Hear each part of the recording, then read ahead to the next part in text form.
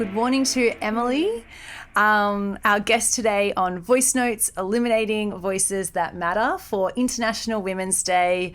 You were an incredible panelist in our conversation this morning, so please introduce yourself. My name's Emily and I'm a proud Darug woman. I am in Year 8 of Redlands and I grew up on Gadigal country. I've been lucky enough to grow up with my elders and on my country. Thank you, Emily. And you spoke so beautifully today about what you see balancing the scales as meaning. And you spoke to your involvement in dance as being a way that you balance the scales. Do you want to explain a bit of that to us? Well, for dance, I feel particularly connected because we're not just dancing the dance, we're learning what movements reflect what we're learning and sharing a story about. This could be the personality of our totem or the way of the water. And I find this particularly connects me to Mother Earth and the people who've come before us and the people who are going to come after us. That's wonderful. Have you been in any, what was your latest dance? I did a dance at the football stadium with my Auntie Jolie. She was doing the Welcome to Country and I was doing the dance reflecting, I think it was the personality of the Brolga bird, which is the mascot for my dance academy. Wonderful. I loved how you said this morning that helps you carry your stories forward and learn. So what is it that you, when you look forward as an emerging leader, what is it that you would like future generations to know or young people here at Redlands to know about how they can work to balance the scales? Well, I think the main thing is to be curious and not to feel shy or ashamed to ask questions or just watch. I think it's really good to go in person and learn things like language revitalisation camps and cultural burns to help care for country. Beautiful. You said this morning as well that you don't need to be an Aboriginal kid to be interested or to put your hand up. Yeah, I think this is really important because most people feel like they're not allowed to do it, or like you said before, they're going to say the wrong thing and offend someone. But really, I think that everyone's just going to be impressed by the confidence because not many people put their hand up to do something that they're shy to do. Well, we are certainly impressed with your confidence today and so proud of you. We finish each podcast with a question about what keeps people up at night, but we're giving you a slight twist on that, and we want to know what you dream about at night. I think the most thing that I dream about, like before I go to like country or something with my Auntie Julie, and for in the future, just going out to the Blacktown Native Institute and just being able to look and like tell people and like teach people about it. You told a beautiful story this morning about how that was exclusively a learning with women, and that was powerful. It was an archaeological excavation at the Blacktown Native Institute because it was a birthing area for Darug women, which meant it was like a women-only excavation team, and everyone was so happy to be a part of something so culturally and historically important. Thank you. And we were very proud to see you up there today, Emily. Thank you. Are such a bright spark in a new shoot, and I know you're going to do incredible things.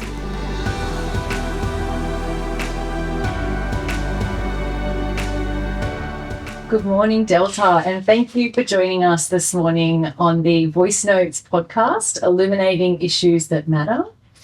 We are very thankful to have you here this morning. Jingiwala Fugubang. Good morning and thank you so much. You're one of our incredible panelists this morning on our International Women's Day breakfast panel discussing balancing the scales. So I would love to start today's discussion by asking what balancing the scales means to you and the work that you do. Well, as young Emily said, we stand on the shoulders of those before us, and it is so true. My elders were incredible, pushing the boundaries of ensuring that our people have say over country, that our people are working on country, that our people are continuing our traditional rights on our country. So to be able to work directly on country and with country, and to make some money from that, to pay my rent and my bills and look after my mob, it is so important, and I'm so proud. So proud of my old people, so proud that I can continue in their footsteps. You spoke extensively and powerfully this morning about country being at the centre of everything that you do. And I think that a lot of the time we can drift away from country or not know how to access her. And I'm wondering if you had some tips for a beginner that was trying to get more in touch with country.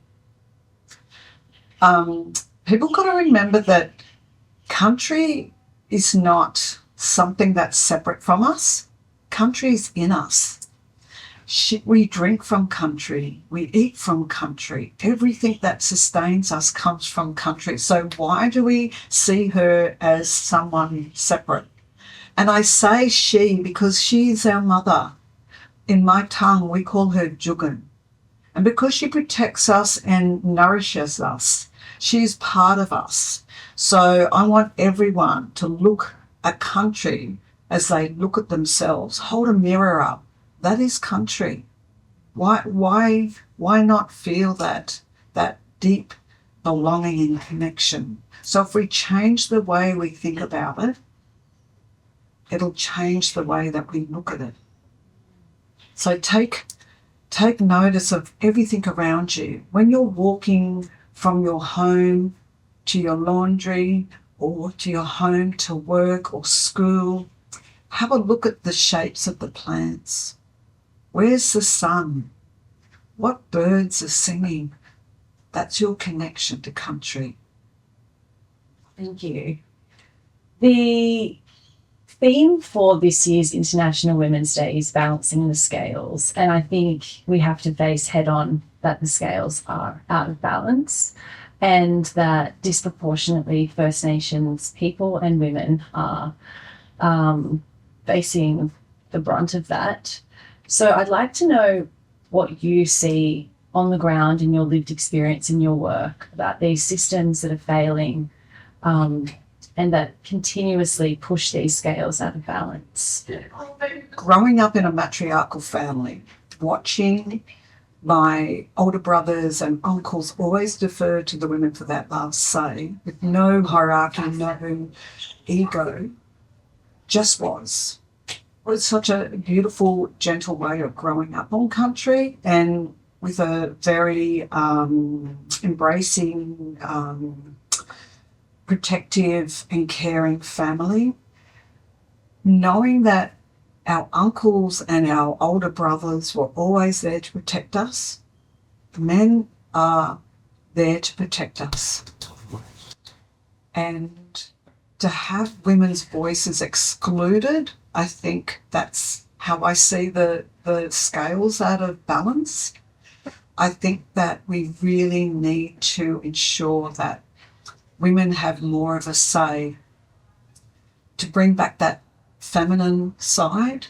My old people joke that it's grandmother time now. It's grandmother time. It's time we stand up and we talk and we bring that gentleness back in and remove that harsh matriarchal way. I think that's what we do best, and when we're at our best is when we can look at one another and share in conversation and share spaces.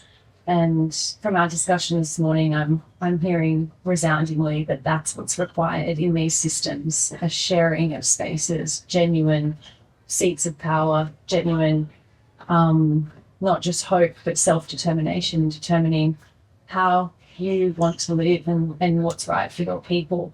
I know that you wear so many hats in that work. Where do you see, things in balance or hope or renewal in the work that you're doing? I think having this feminine touch with with Country's teacher is that we have all our male staff protecting us, because we know that children under, 8 years old have been traditionally raised by the women. The women bring in that power of sharing, kindness, working together, all these really important early years was taken care of by the women. It sort of is that balance, isn't it? It is balance, because then the males will step in when it's time, and the males will take over a lot of that teaching too. So our kids traditionally, like myself looking back, traditionally there was balance there. Dad taught me how to fish. Mum taught me how to clean that fish properly, and what part we're supposed to eat at a certain age. So that fish is not just a fish for eating. It's a fish that we're learning how it looks after us through certain periods of our life. So I know, as a grandmother now, I know exactly what I'm supposed to be eating for my body, because my mum taught me. But my dad taught me how to get that fish. And Country through the fish is the ultimate teacher. Oh, yeah. Yeah. Looking forward now, we're obviously, Redlands is an incredibly privileged, well-resourced school. Our kids are going to grow up to be leaders. They're going to be decision makers in these systems, institutions, and spaces that are so crucial. What advice could you give them, or what's something that's crucial for them to remember in that work? I think it's really important. Listening is number one. Our elders would always say, Biningal. Biningal means open your ears. Then they would say, Gunga. Gunga means deep listening. Yeah, that's listening, looking, thinking, understanding. Then there's relationship building. And relationship building must happen, the other number one, which is trust.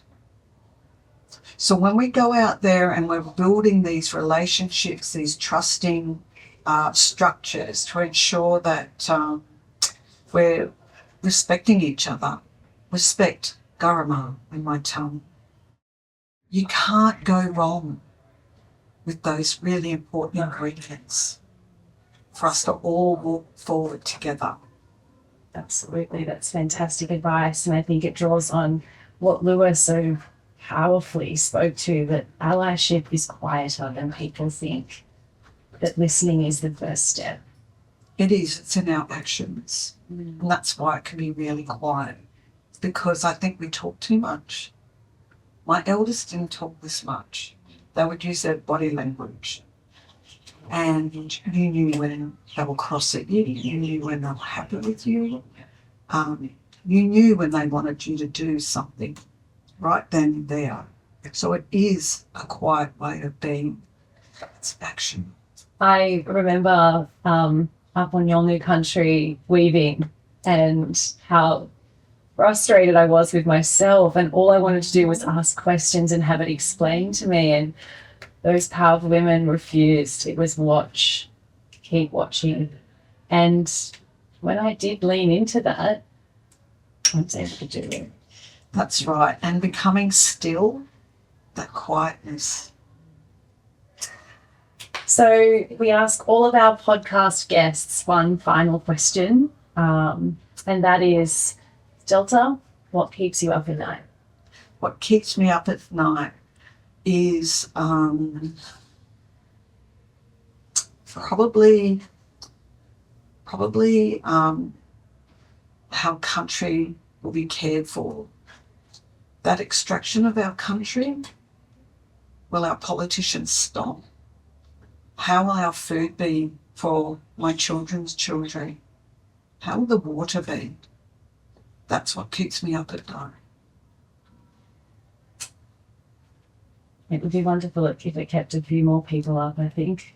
But thank you for sharing that so generously. And thank you so much for being a voice on this panel discussion today in this podcast. You are a precious friend of Redlands, and we want you back anytime you're willing to come back. Bear, thank you so much for having me. Walking in the gate this morning, my heart just lifted because I had this beautiful welcoming feeling just blossom in my heart when I came. So thank you so much, Rachel.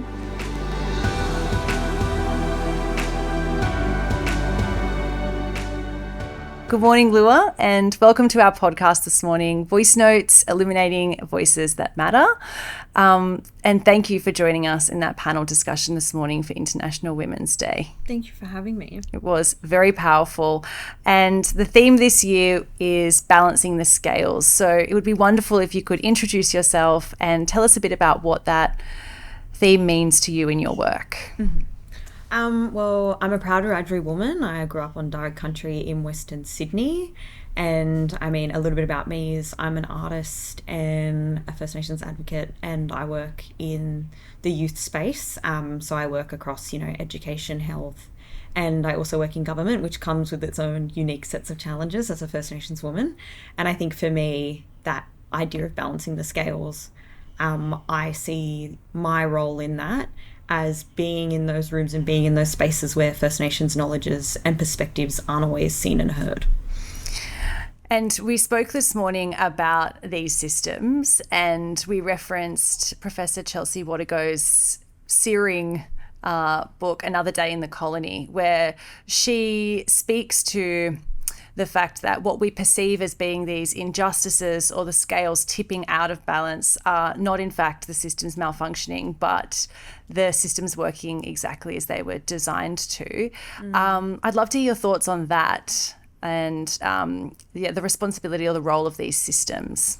Yeah, for sure. I mean, I think something for me is that, we talk a lot about closing the gaps in these systems of injustice.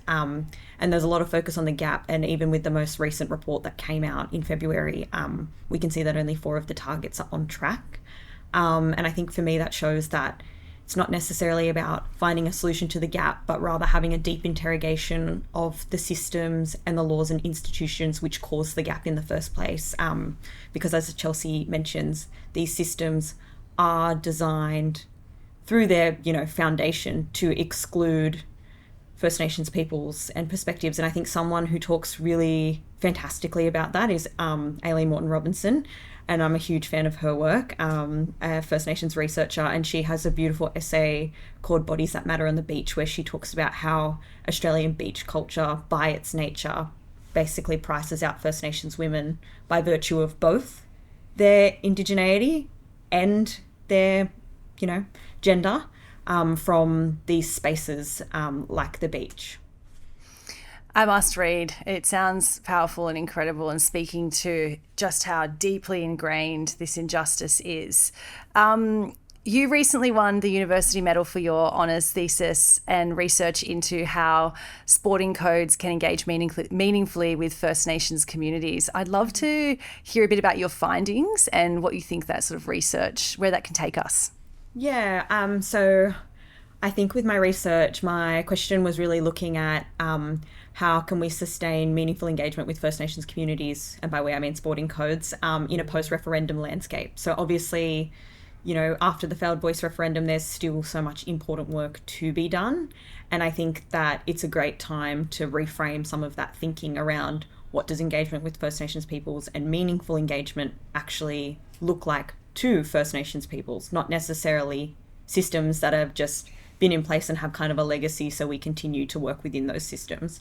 So something that came out of my research, which I thought was really interesting, is that when you ask First Nations peoples, what are your thoughts and feelings about reconciliation action plans, a lot of the time they will say, RAPs are really important, they're a must-have, these organisations should have them. But then when you ask them about their effectiveness, they go, oh gosh, they're not effective.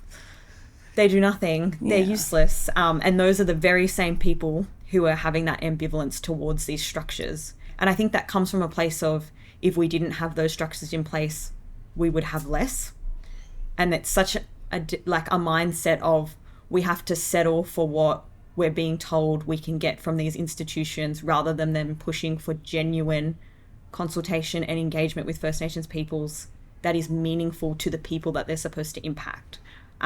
So I described it in my thesis and this morning as there's a lot of icing from these organisations and not a lot of cake. So if we look at sporting codes in particular, they do a lot of work in terms of visibility. So, you know, having Indigenous rounds, you know, First Nations jerseys or, you know, shirts or kits, which is amazing work and gives visibility to our culture. But as Delta said this morning, you can't just cherry pick the things that you like. And, you know, when we look at sport and we look at these structures, we see, you know, in AFL, for example, the numbers of First Nations players at that elite level is actually decreasing. It's not increasing. And then we also look at, you know, coaching and leadership positions, and the research shows that Indigenous people feel like when they play these sports that then there's no natural progression for them to progress into coaching and leadership like their peers. So, you know, we see that we're completely overrepresented on the field. I think in the AFL and the NRL, the numbers are quite extreme in terms of our representation on field. But then when you go up to coaching and leadership, we're still so underrepresented. And I think addressing those structural barriers to getting into the positions of power is what community wants to see. They want sustained engagement. They don't want quick fixes. They think, you know, it's nice to have these moments of visibility like Indigenous rounds, but they're not the priority. Oh, so beautifully put. And I think the story that you told this morning just made my blood boil about the genesis of the game. Do you mind sharing that quickly?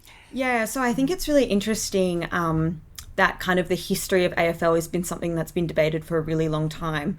And even, you know, it's something that politics has engaged in. And as I mentioned this morning, we often think sports is really insulated from politics, but I believe it holds mirror to what's going on in Australian society. So even the Prime Minister, like Alfred Deakin, he even played into this rhetoric where he talked about how AFL was forged through colonial inventiveness. And when we look at the history of AFL, the supposed founder, you know, Thomas Willis, he grew up in a small town and he supposedly created the ball game AFL. However, the town that he grew up in has really strong oral history to say that basically Marngrook, a very close adaptation of the game of AFL, is something that was played in their community since time immemorable. And, you know, that was a game played with a possum skin ball. And if you look at the rules of Marngrook, I think NITV has a little video explainer that you can go watch. And you look at the rules of AFL, you can see just how similar they are. And I think what's really interesting is that he still to this day is credited as the founder of that game.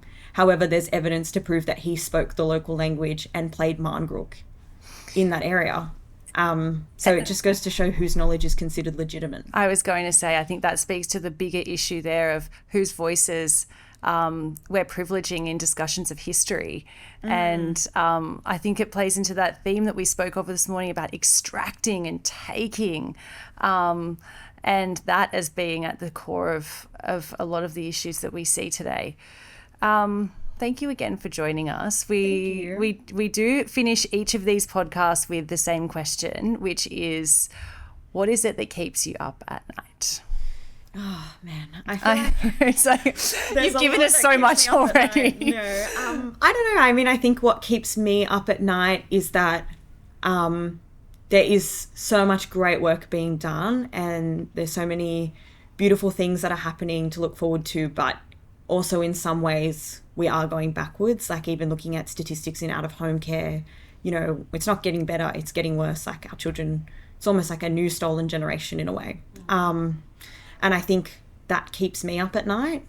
And I think, you know, sometimes there's the understanding that because things are improving, that things are getting better, so there no longer is an issue. But even as we can see online, I was having conversations before about how, you know, with toxic masculinity and kind of misinformation online, and we saw that play out really extensively during the Voice referendum. It's really scary, and it's something that really does keep me up at night. It's horrifying. I saw an article the other day about how AI is also, playing a huge role in extracting and stealing from First Nations artists and generating this art with no context, no story, no permission.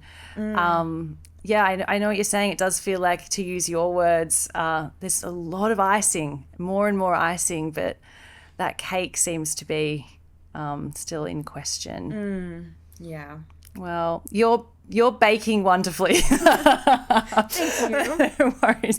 Thank you so much. We appreciate your voice. I know our students do too. You're a powerhouse. Thank you. Thanks so much for having me.